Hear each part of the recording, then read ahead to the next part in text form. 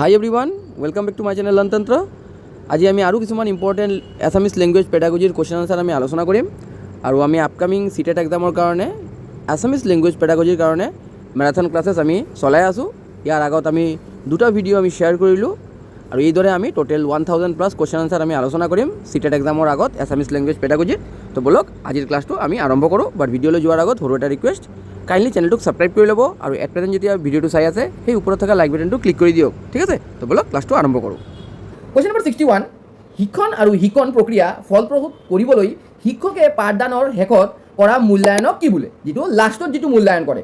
তো অপশ্যন আছে প্ৰাৰম্ভিক মূল্যায়ন, না সমষ্টিগত মূল্যায়ন, গাঁথনিক মূল্যায়ন আৰু নিদানমূলক মূল্যায়ন। চ' যিটো লাষ্টত কৰা হয় আমি জানো এইটো কি বুলি কোৱা হয়? সামাৰেটিভ এছেছমেণ্ট বুলি কোৱা হয়, ঠিক আছে? যিটো লাষ্টত কৰা হয় তাক কি বুলি কোৱা হয়? সামাৰেটিভ এছেছমেণ্ট বুলি কোৱা হয়। কুৱেশ্যন নম্বৰ 62, এটা শব্দৰ অৰ্থ ভালদৰে বুজিবলৈ তলৰ কোনটো কৌশল আটাইতকৈ ফলপ্ৰসূ? মানে কোনটো মানে ভেৰি এছেঞ্চিয়েল এটা শব্দৰ অৰ্থ ভালদৰে বুজিবলৈ। তো ইয়াত আছে শব্দটো বাৰে বাৰে লিখা, অভিধান চোৱা, শব্দটোৰ বাক্যত প্ৰয়োগ কৰা আৰু শব্দটো মুখস্থ কৰা। তো আটাইতকৈ যিটো সুইটেবল এনচাৰ হয় এইটো হৈছে অপশ্যন নম্বৰ গ, শব্দটোক বাক্যত প্ৰয়োগ কৰা। এটা শব্দত যেতিয়া আমি বাক্যত প্ৰয়োগ কৰিম তেতিয়া তাৰ অৰ্থটো কি হ'ব? ফলপ্ৰসূ, মানে মিনিংটো ওলাই আহিব। কুৱেশ্যন নম্বৰ 63, তলৰ কোনটো পাঠদানৰ এক দৃশ্য শ্ৰাব্য মানে অডিঅ' ভিজুৱেল সামগ্ৰী নহয়? মানে কোনটো অডিঅ' ভিজুৱেল দৃশ্য শ্ৰাব্য সামগ্ৰী নহয় বুলি কৈছে? টেলিভিশ্যন, প্ৰজেক্টাৰ, স্মাৰ্ট বৰ্ড আৰু ৰেডিঅ'। চ' ইয়াত আমি গম পাইছোঁ যে correct option radio'. Question number 64, শিশুক আখৰ বা শব্দৰ লগত পৰিচয় কৰোৱাৰ আগতেই ছবি বা অৰ্থপূৰ্ণ বাক্যৰ জৰিয়তে পাঠদান আৰম্ভ কৰা পদ্ধতি কি বোলে? তো অপশ্যন আছে বৰ্ণনামূলক পদ্ধতি, সমগ্ৰ ভাষা অভিগমন, ব্যাকৰণ পদ্ধতি আৰু প্ৰকল্প পদ্ধতি। যেতিয়া কি কৰা হয়, শিক্ষকে পাঠদান আৰম্ভ কৰাৰ আগতে যেতিয়া কি কৰে, শিশুৰ আখৰ আৰু শব্দৰ লগত পৰিচয় কৰোৱাৰ আগতে ছবি বা অৰ্থপূৰ্ণ বাক্য যেতিয়া TLM শ্ব' কৰে, ঠিক আছে, তেতিয়া তাক কি বুলি কোৱা হয়? তো ইয়াৰ কাৰেক্ট আনচাৰ অপশ্যন নম্বৰ খ, সমগ্ৰ ভাষা অভিগমন, হোল লেংগুৱেজ এপ্ৰ'চ। ইয়াৰ হৈছে হোল লেংগুৱেজ এপ্ৰ'চ।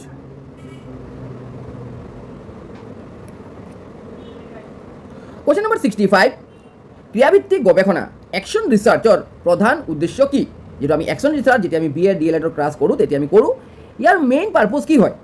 তো অপশ্যন ক, কিতাপ লিখা, শ্ৰেণীকোঠাত তাৎক্ষণিক সমস্যাৰ সমাধান কৰা, নতুন সূত্ৰ আৱিষ্কাৰ কৰা, কেৱল তথ্য সংগ্ৰহ কৰা। ইয়াৰ কাৰেক্ট আনচাৰ অপশ্যন নম্বৰ খ হ'ব। একশ্যন ৰিচাৰ্চৰ মেইন কাম হৈছে শ্ৰেণীকোঠাত তাৎক্ষণিক সমস্যাসমূহ সমাধান কৰা। মানে আমি শ্ৰেণীকোঠাত কি কাম কৰিম এইটোৰ এটা স্মল মডেল এটা আমি একশ্যন ৰিচাৰ্চত আমি এইটো পাৰফৰ্ম কৰোঁ। কিছুমানে কৈ আছে কুৱেশ্যনকেইটা বহুত ইজি হয়, কিন্তু মই আপোনালোকক এটা কথা ক'ব বিচাৰোঁ, কুৱেশ্যনকেইটা মে বি ইজি হ'ব পাৰে কাৰণ আমি বেছিকৰ পৰা এডভান্সলৈকে আমি আৰম্ভ কৰিছোঁ। আৰু আপুনি যদি বেছিক কুৱেশ্যনেই ভালদৰে নাজানে তেতিয়া আকৌ এক্সামত চাব এই ইজি কুৱেশ্যনৰ পৰাই 90% মানুহে ভুল কৰি আহে, ঠিক আছে? চ' কোনো কুৱেশ্যনেই ইজি নহয়, কোনো কুৱেশ্যনেই টান নহয়, আমি সদায় কনচেপ্টটো ভালদৰে বুজিব লাগে। কুৱেশ্যন নম্বৰ 66, শ্ৰেণীত এজন ছাত্ৰই সঘনাই এটা নিৰ্দিষ্ট শব্দ ভুলকৈ উচ্চাৰণ কৰিবলৈ শিক্ষকে কি কৰা উচিত? যেতিয়া এটা বাচ্চাই এটা শব্দ মানে সদায় সি ভুল কৰে, ছাত্ৰজনক শাস্তি দিয়া, খ আছে আন ছাত্ৰৰ আগত হাঁহিতাৰ পাত্ৰ কৰা, তাৰপিছতে শুদ্ধ উচ্চাৰণটো শুনাই তাক অনুকৰণ কৰিবলৈ উৎসাহ দিয়া আৰু ভুলটো আওকাণ কৰা। ইয়াৰ কাৰেক্ট আনচাৰ হ'ব অপশ্যন নম্বৰ গ, ঠিক আছে? শুদ্ধ উচ্চাৰণটো শুনাই তাক অনুকৰণ কৰিবলৈ উৎসাহ দিয়া। কুৱেশ্যন নম্বৰ 67, প্ৰাথমিক স্তৰত মাতৃভাষাৰ জৰিয়তে শিক্ষা প্ৰদান কৰাটো কিয় জৰুৰী? কিয় প্ৰাথমিক স্তৰত মানে যিটো মাতৃভাষা থাকে মাদাৰ টাং তাত কিয় মানে ব্যৱহাৰ কৰি শিক্ষা দিব লাগে, টিচিং লাৰ্ণিং চলাব লাগে, কৰাব লাগে? ই ব্যাকৰণ শিকাত সুবিধা কৰে, ইয়াৰ জৰিয়তে শিশুৱে স্বাভাৱিকভাৱে আৰু সহজে সাধাৰণ ধাৰণাসমূহ বুজিব পায়। ই কেৱল পৰীক্ষাত পাছ কৰা সহায় কৰে আৰু ই ইংৰাজী শিকাৰ পৰা বিৰত ৰাখে। এইটোও নহ'ব, এই অপশ্যন খ ইজ কাৰেক্ট, ঠিক আছে? কুৱেশ্যন নম্বৰ 68, তলৰ কোনটো লিখন কৌশলৰ অন্তৰ্গত নহয়, ৰাইটিং স্কিলৰ আণ্ডাৰত নপৰে? বানান শুদ্ধকৈ লিখা, না বাক্যৰ গঠন শুদ্ধ কৰা আৰু শুদ্ধ উচ্চাৰণ কৰা, বিৰাম চিহ্ন সঠিক ব্যৱহাৰ? তো শুদ্ধ যিটো উচ্চাৰণ আছে, যিহেতু আমি ৰাইটিঙৰ কথা কৈছোঁ, তো উচ্চাৰণৰ কথাটো নহ'ব যে এইটো হৈছে ইয়াৰ অপশ্যন, কাৰণ এইটো আমি ইউজ নকৰোঁ, নহয়। কুৱেশ্যন 69, এটা ভাষাৰ পৰা আন এটা ভাষালৈ পাঠৰ ভাঙনি কৰা পদ্ধতি কি বোলে? ঠিক আছে, এটা ভাষাৰ পৰা আৰু এটা ভাষাত পাঠৰ যিটো ভাঙনি কৰে তাক কি বোলে? তো আছে প্ৰত্যক্ষ পদ্ধতি, অনুবাদ পদ্ধতি, যোগাযোগমূলক পদ্ধতি, শ্ৰৱণ পদ্ধতি। তো আমি জানো ট্ৰান্সলেশ্যন মেথড। অপশ্যন নম্বৰ খ ইজ কাৰেক্ট। কুৱেশ্যন নম্বৰ 70, শ্ৰেণীকোঠাত কবিতা আবৃত্তি কৰোৱাৰ প্ৰধান উদ্দেশ্য কি? কিয় কবিতা আবৃত্তি কৰোৱা হয়?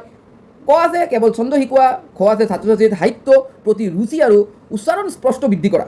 তো ইয়াৰ কাৰেক্ট আনচাৰ যি হ'ব, আমি এইটো গম পাইছোঁ, শব্দ মুখস্থ কৰোৱাত এইটোও নহ'ব, বাক্য শিকোৱাত এইটোও নহ'ব।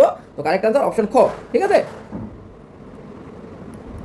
71 শিশুৰ ভাষিক বিকাশ ক্ষেত্ৰত LAD লেংগুৱেজ একুইজিশ্যন ডিভাইজৰ ধাৰণাটো কোনে দিছিল?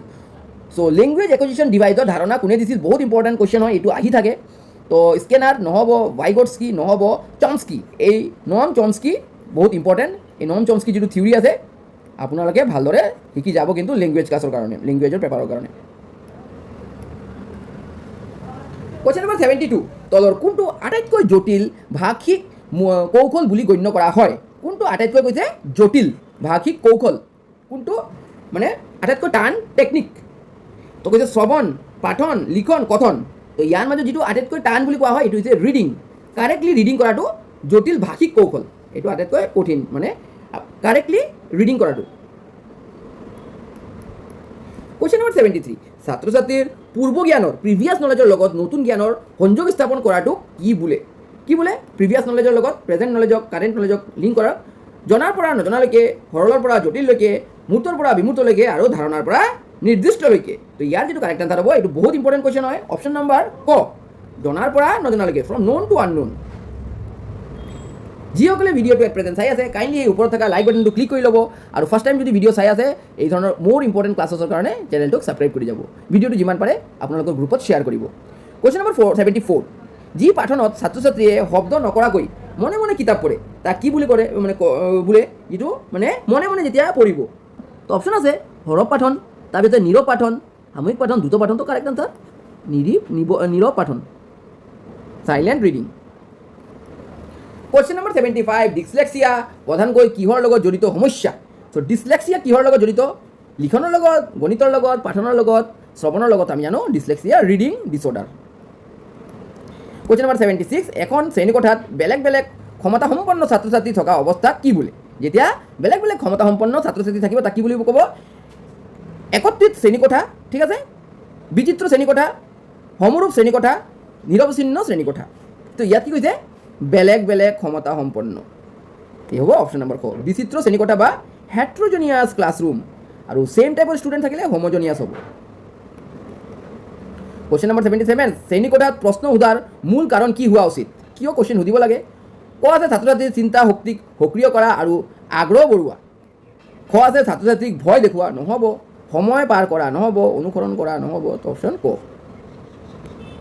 কুৱেশ্যন নম্বৰ 78 তলৰ কোনটো প্ৰাথমিক পৰ্যায়ত ভাষাৰ শিকনৰ উদ্দেশ্য নহয় বুলি কৈছে? নহয়, আনৰ কথা মনোযোগেৰে শুনা, নিজৰ ভাৱ প্ৰকাশ কৰিব পৰা, বাক্যৰ জটিল সূত্ৰ মুখস্থ কৰা। মুখস্থ কৰা এটা নেগেটিভ ৱাৰ্ড, নহ'ব এইটো। So' this is the correct answer, নহয় বুলি কৈছে। কুৱেশ্যন নম্বৰ 79 শিশুক প্ৰথমে বৰ্ণ, তাৰ পাছত শব্দ আৰু শেষত বাক্য শিকোৱা পদ্ধতি কি বোলে? কি বোলে? প্ৰথমত শব্দ, তাৰপিছত শেষত বাক্য, ঠিক আছে। প্ৰথমত বৰ্ণ, শব্দ আৰু শেষত বাক্য। তো এই প্ৰচেছটো কি বোলে? আৰোহী পদ্ধতি নহ'ব, সংশ্লেষণাত্মক পদ্ধতি, synthetic method. This is the correct answer. Question number 80 গঠনবাদী দৃষ্টিকোণৰ মতে শিক্ষণ হৈছে, কনষ্ট্ৰাকটিভিষ্ট এপ্ৰ'চৰ মতে লাৰ্ণিং কি হয় বা টিচিং লাৰ্ণিং কি হয়? কেৱল তথ্য সংগ্ৰহ কৰা নহ'ব, শিক্ষকৰ পৰা নিষ্ক্ৰিয়ভাৱে জ্ঞান লোৱা নহ'ব, পূৰ্বৰ অভিজ্ঞতা ভিত্তিত সক্ৰিয়ভাৱে জ্ঞান নিৰ্মাণ কৰা। পাষ্ট নলেজৰ লগত কি কৰিব?